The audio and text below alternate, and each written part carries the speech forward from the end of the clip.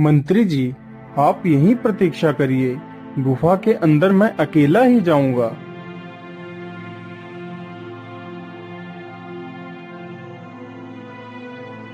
अरे, यह राजा तो कितना मतलबी है। विद्याएं सीखने के लिए मुझे अकेला ही छोड़कर चला गया। लेकिन मैं भी देखता हूँ, आखिर यह कलाबाज आपको कौन कौन सी विद्याएं सिखाता है। कलाबाज राजा को विद्याएं सिखाने लगता है तो मंत्री भी छुपकर वह सारी विद्याएं सीखने लगता है। कलाबाज राजा को 2 महीने तक वह सारी विद्याएं सिखाता है तो राजा सिर्फ 51 विद्या ही सीख पाता है, लेकिन उसका मंत्री 52 की 52 विद्याएं सीख जाता है। हे कलाबाज, मैंने आपसे 51 विद्याएं सीखी हैं।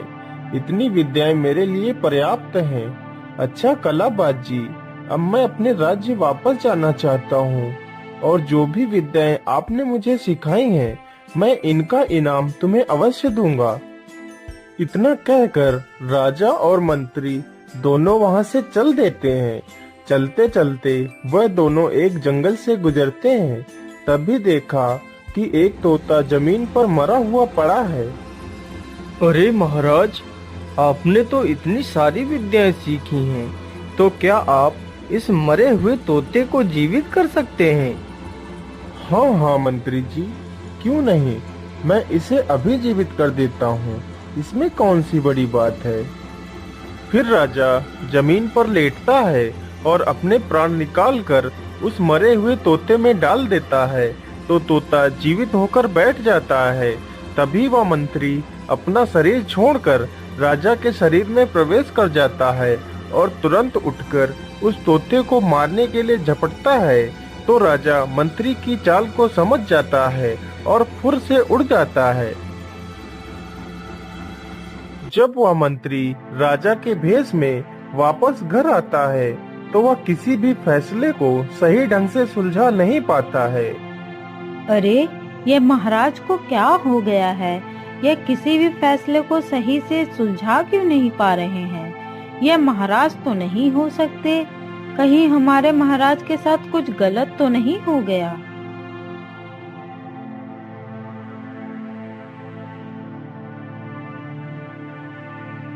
क्या करूं, कैसे मारूं उस तोते को? जब तक वह तोता मरेगा नहीं, तब तक मेरी चिंताएं खत्म नहीं होंगी। क्या करूं, क्या करूं? हाँ, ये सही रहेगा।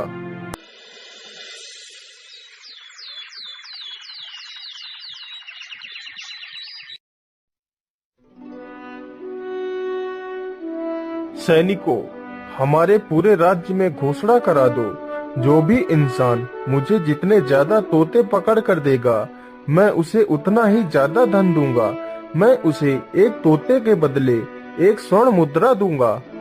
सुनो सुनो सुनो, हमारे राजा को जो भी इंसान तोते पकड़ कर देगा तो राजा उसे एक तोते के बदले 1 स्वर्ण मुद्रा देंगे और जितने भी ज्यादा तोते होंगे उतनी ही ज्यादा स्वर्ण मुद्राएं मिलेंगी। उस राज्य के जितने भी चिड़ीमार थे, सब राजा को तोते पकड़ पकड़ कर देने लगे। महाराज, मैं 20 तोते लेकर आया हूँ, मुझे 20 मुद्राएं दीजिए महाराज। इसी प्रकार रोज कोई न कोई चिड़ीमार तोते पकड़ कर लाता और मुद्राएं लेकर वहाँ से चला जाता। राजा उन सारे तोतों को मरवा देता था ताकि वह राजा भी मर जाए।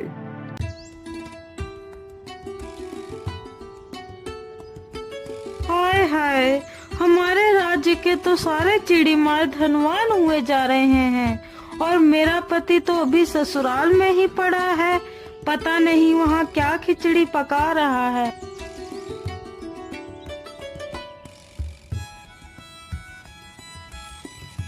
अरे वाह, यहाँ पर तो कितने सारे तोते रहते हैं। मानो ऐसा लगता है जैसे कोई हरा भरा घास का मैदान हो। हाय हाय, मेरी फूटी किस्मत, यहाँ पर सारे चिड़ीमार धनवान हो गए हैं और तुम अब लौट कर आए हो। लेकिन भाग्यवान, वह अमीर कैसे हो गए, कुछ बताओगी? अरे राजा ने पूरे राज्य में घोषणा करवाई है, जो भी उसे जितने ज्यादा तोते पकड़ कर देगा उसे उतना ही ज्यादा धन मिलेगा। अच्छा अच्छा, ऐसी बात है तो भाग्यवान, तुम मेरे लिए जल्दी से कुछ खाना बना दो। मैं अभी जाता हूँ और तोते पकड़ कर लाता हूँ। उसकी पत्नी जल्दी से खाना बना देती है तो वह चिड़ी मार अपना जाल और रोटी लेकर वहाँ से निकल पड़ता है।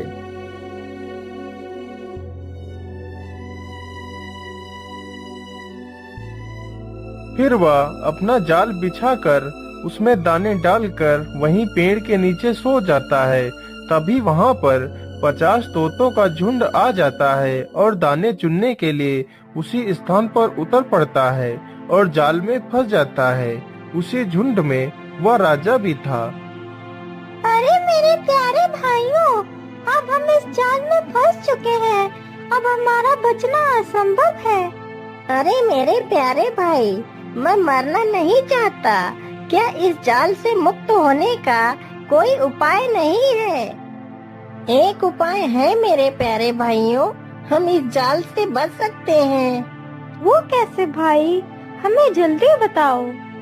तो सुनो मेरे प्यारे भाइयों, हमें मरा हुआ समझकर हमें जाल से निकाल फेंकेगा। सभी लोग जाल से निकलने के बाद चुपचाप पड़े रहना और तोतों को गिरने की आवाज से यह अनुमान लगाते रहना, जैसे ही 50 बार वह आदमी फेंक दे तो सभी लोग एक साथ उड़ जाना। सारे तोतों ने ऐसा ही किया। जाल में चुपचाप अपनी सांसें रोककर लेट जाते हैं। अरे राम राम राम, मेरी तो किस्मत ही खराब है। इतने सारे तोते जाल में फंसे लेकिन सारे मर गए। राजा तो मरे हुए तोते लेगा भी नहीं। अब तो यह मेरे किसी काम के भी नहीं रहे। चिड़ी मार उन सारे तोतों को एक एक कर जाल से निकाल निकाल कर फेंकने लगता है। चिड़ी मार ने 49 तोते जाल से निकाल फेंके, बस राजा ही उसी में फंसा रहता है। तभी चिड़ी मार के दानों का डिब्बा जमीन से गिरता है। सारे तोतों को लगा कि 50 की गिनती पूरी हो गई और फुर से उड़ जाते हैं। अच्छा, तो यह सब तुम्हारा किया धरा है। हाथ में आए इतने सारे तोतों को तूने छुड़वा दिया। अब मैं तुझे नहीं छोड़ूंगा। अब मैं तुझे राजा को भी नहीं बेचूंगा। अब मैं तुझे पका कर तेरा मांस खाऊंगा।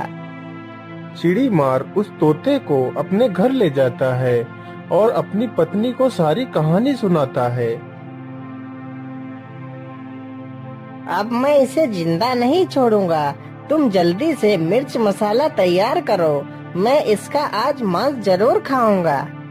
हे चिड़ी मार भैया, मुझे मत मारो। अरे यह तोता तो बोल भी सकता है।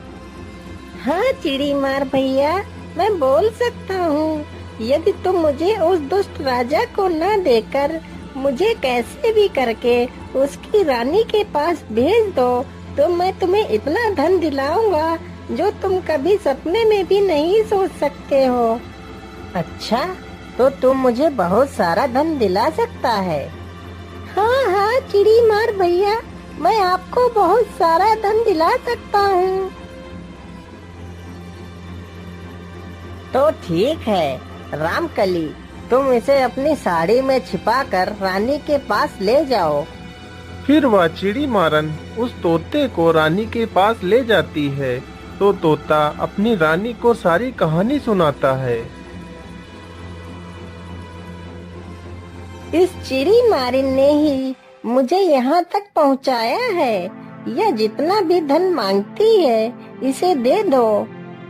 फिर रानी उस चिड़ी मारन को खजाने से भरी पोटली देकर उसे वहाँ से विदा कर देती है।